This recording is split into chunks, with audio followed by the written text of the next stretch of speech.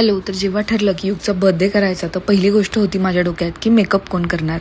मी अजूनही माझे डोहाळे जेवणाचे फोटो बघितले तर वाटतं यार किती छान दिसत होती मी तेव्हा.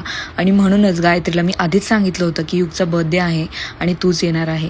तिने तेव्हाही माझा मेकअप खूप छान केला होता आणि त्याच्यानंतर आत्ता मी तिला बोलवलेलं मेकअपसाठी. तुम्ही बघू शकताय तिने खूप सुंदर आणि नॅचरल असा मेकअप केला. पुण्यात किंवा पुण्याच्या बाहेर जर तुम्ही मेकअप आर्टिस्ट शोधत असाल तर तिला नक्की कॉन्टॅक्ट करा. तिचे जे काही डिटेल्स आहे ते मी कॅप्शनमध्ये मेन्शन करते. आणि खूप फटाफट मेकअप करते. डोहाळे जेवणाला माझ्याकडे कमी वेळ होता, अवघ्या 1 तासामध्ये तिने माझा मेकअप केलेला आणि आत्ताही सेमच. आणि मी मेकअप केला आहे म्हटल्यानंतर रोहित कसा मागे राहणार. रोहितचं देखील तिने थोडंसं टचअप करून दिलेलं आणि आम्ही खूप छान दिसत होतो आणि खूप छान वाटत होतं मला. नॅचरल आणि सिम्पल मेकअप केलेला.